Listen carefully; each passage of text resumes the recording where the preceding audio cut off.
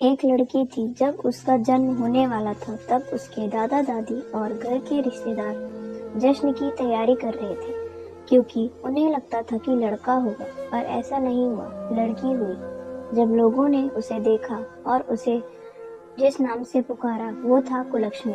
अब शगुन नाम सुनने पर अजीब लग रहा है ना, लेकिन वह लड़की मुस्कुरा रही थी अपना नया नाम सुनकर, और वह सोच रही थी कि किसी जन्नत में आ गई हूँ मैं, लेकिन लोग मुझे छू भी नहीं रहे। ऐसा लगता है मानो मुझे कोई बीमारी है। जो जश्न मनाने आए थे वह भी चले गए। मुझे लोग मारना चाहते थे, सोच रहे थे लड़की है और बदनामी की सिवा दे भी क्या सकती है। केवल एक इंसान जो मेरा पूरा साथ दे रहा था वह थी मेरी माँ, जिसने मुझे दुनिया की नज़रों से बहुत दूर भेज दिया था। दुनिया की नज़रों में तो मैं मर चुकी थी, लेकिन मैं तो अनाथालय में थी। मेरा पूरा परिवार था, लेकिन फिर भी मैं अनाथालय में थी। कितना अजीब है ना। ऐसा कोई दिन नहीं जाता था जब मेरी माँ मुझसे मिलने ना आती हो और मुझे दूध ना पिलाती हो। मेरी पूरी देखरेख करती थी मेरी माँ, और पूरा परिवार वालों से झूठ बोलकर आती थी कि अपने सहेली से मिलने जा रही हूँ। हर रोज नए बहाने बनाती थी। एक दिन मुझे तेज बुखार हो गया और उस दिन माँ पूरे दिन मेरे साथ रही और मुझे खिलाकर ही घर वापस गई। पापा ने पूछा कि इतनी देर कैसे हो गई, तो वह बोली कि मेरी सहेली की तबीयत खराब थी और मैं उसकी मदद कर रही थी। पापा ने गुस्से में उस दिन माँ की पिटाई भी की। माँ दर्द सहती रही, लेकिन फिर भी मुझे छुपा रही थी। उसे लगता था कि मैं तो बच्ची हूँ, मैं क्या समझूंगी, लेकिन ऐसा नहीं था, मैं सब समझती थी। मैंने भी सोच लिया था कि सब जानकर रहूंगी। मैं मैडम के पास गई और बहुत रिक्वेस्ट करने पर उन्होंने मुझे सब बता दिया। यह सब सुनकर मुझे बहुत गुस्सा आया। मैंने भी तभी ठान लिया था कि कुछ अलग करके दिखाना है। कुछ बड़ी हुई तो मैंने बॉक्सिंग क्लब ज्वाइन कर लिया। जब 18 साल की हुई तो मुझे चैंपियन का खिताब मिला। 2 महीने बाद मेरा एक पाकिस्तान की लड़की के साथ नेशनल मैच था। जब मीडिया मेरा इंटरव्यू लेने आई तो मेरी माँ का फोन आया और वह बेचारी बोली कि बेटा कृपया परिवार की बुराई मत करना।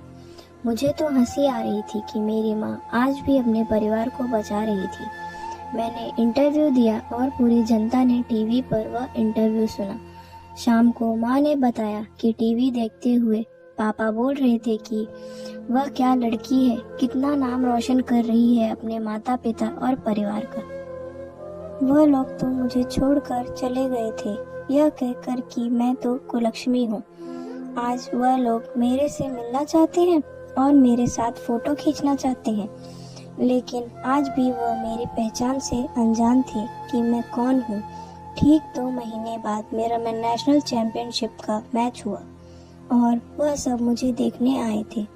बहुत सारे लोग मैच देखने आए थे और सभी बोल रहे थे यू कैन डू इट, लेकिन मेरी नज़रें उस भीड़ में भी अपने परिवार को तलाश रही थी। दूर भीड़ में मुझे मेरा परिवार नजर आया। उनको देखते ही मेरे अंदर गुस्सा भर गया और सारा गुस्सा मैंने अपने प्रतिद्वंद पर निकाल दिया और वह नेशनल खिताब अपने नाम कर लिया। फिर क्या, सभी मुझ में इंटरेस्टेड हो गए। लोग मुझसे मेरे परिवार के बारे में पूछने लगे।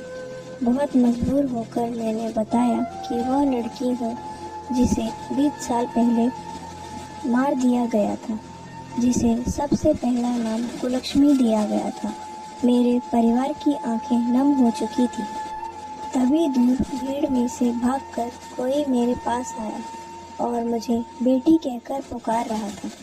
यह सब मानो मेरे लिए कोई सपने जैसा था।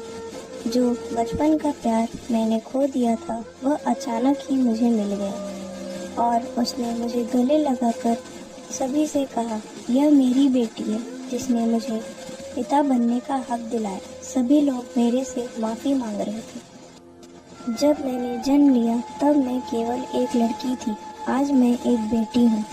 अब मैं अपने आंगन की तुलसी बन चुकी हूँ, अपने घर की मुस्कान बन चुकी हूँ। मैं एक बेटी बन चुकी हूँ। यह कहानी थी मुझ जैसी कुलक्ष्मी की। मुझे अपने घर की लक्ष्मी बनाया और मेरी माँ इस कहानी का सबसे महत्वपूर्ण पात्र थी। होती नहीं बेटियां हर किसी की चाह में, जहाँ ना सोचा हो पहुँच जाती हैं उस राह में। जिसने उन्हें पैदा होते ही मार दिया हो, समझो उसने अपनी बदल रही किस्मत को ठुकरा दिया हो। इस कहानी से हमें यह सीख मिलती है कि बेटी और बेटे में फर्क नहीं करना चाहिए, दोनों एक समान होते हैं।